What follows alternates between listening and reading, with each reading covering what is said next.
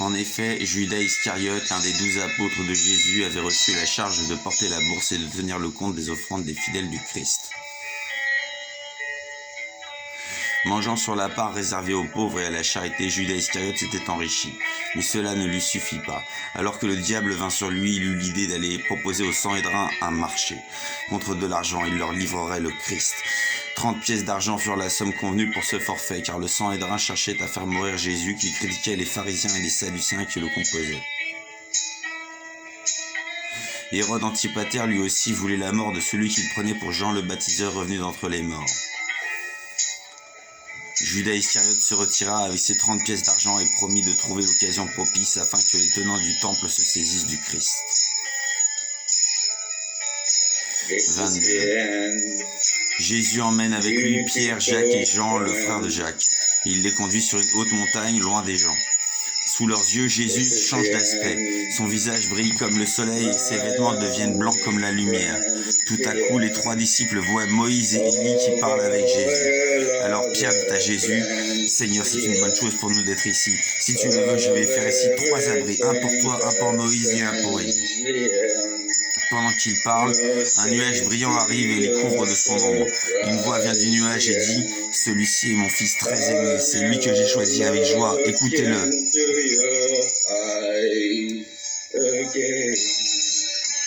Quand les disciples entendent cela, ils tombent le front contre le sol, ils ont très peur. Jésus s'approche, il les touche et leur dit, « Relevez-vous, n'ayez pas peur. » Les disciples lèvent les yeux et ils ne voient plus que Jésus seul. Pendant qu'ils descendent de la montagne, Jésus leur donne cet ordre. Ne dites à personne ce que vous avez vu, jusqu'à ce que le Fils de l'homme se réveille de la mort noire. 33. Jésus prêche. Donc ne vous inquiétez pas du lendemain, car le lendemain aura soin de lui-même. À chaque jour suffit sa peine. Ne jugez point, afin que vous ne soyez point jugés. Pourquoi vois-tu la paille qui est dans l'œil de ton frère et n'aperçois-tu pas la poutre qui est dans ton œil? Hypocrite! Ôte premièrement la poutre de ton œil, et alors tu verras comment ôter la paille de l'œil de ton frère. Que ceux qui ont des oreilles entendent. Demandez et l'on vous donnera, cherchez et vous trouverez, frappez à la porte et on vous ouvrira. Lequel de vous donnera une pierre à son fils s'il lui demande du pain, ou s'il demande un poisson lui donnera-t-il un serpent? Si donc méchant comme vous l'êtes, vous savez donner de bonnes choses à vos enfants, à combien plus forte raison votre Père qui est dans les cieux donnera-t-il de bonnes choses à ceux qui le demandent? Entrez par le chemin étroit, car spacieux est le chemin qui mène à la perdition, et il y en a beaucoup qui entrent par là. Mais étroit est le chemin qui mène à la vie, et il y en a peu qui le trouvent. Gardez-vous des faux prophètes. Ils viennent à vous déguisés en brebis, mais au-dedans ce sont des loups ravisseurs. Vous les reconnaîtrez à leurs fruits. Tout bon arbre porte de bons fruits, mais le mauvais arbre porte de mauvais fruits. Tout arbre qui ne porte pas de bons fruits est coupé et jeté au feu. Ceux qui me disent « Seigneur, Seigneur » n'entreront pas tous dans le royaume des cieux, mais seulement celui qui fait la volonté de Dieu. Plusieurs me diront en ce jour-là « Seigneur, Seigneur, n'avons-nous pas prophétisé par ton nom? N'avons-nous pas chassé des démons par ton nom? Et n'avons-nous pas fait beaucoup de miracles par ton nom ?»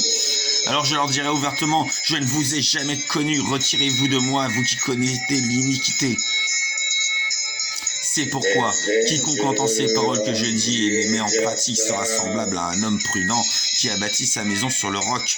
La pluie est tombée, les torrents sont venus, les vents ont soufflé et se sont jetés contre la maison. Elle n'est point tombée car elle était fondée sur le roc. Mais quiconque entend ces paroles que je dis et ne les met pas en pratique sera semblable à un homme insensé qui a bâti sa maison sur le sable. La pluie est tombée, les torrents sont venus, les vents ont soufflé et ont battu cette maison. Elle est tombée et sa ruine est grande.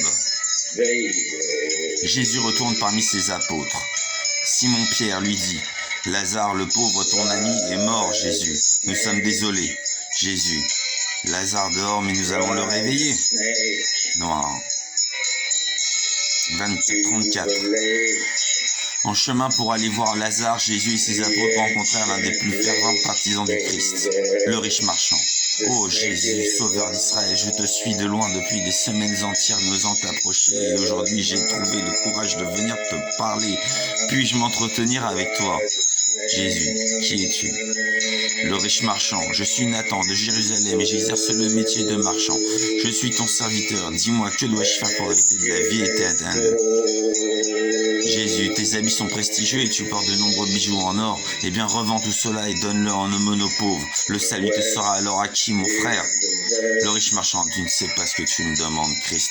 Ma fortune, je n'ai que cela. Non, je ne peux pas abandonner mes biens aux pauvres. Je te laisse. Il s'éloigne dépité. Jésus aux apôtres. Cet homme était proche du royaume des cieux, mais en vérité, il est bien difficile pour un riche d'y entrer. Il est plus aisé à un chameau de passer par le trou d'une aiguille. Noir.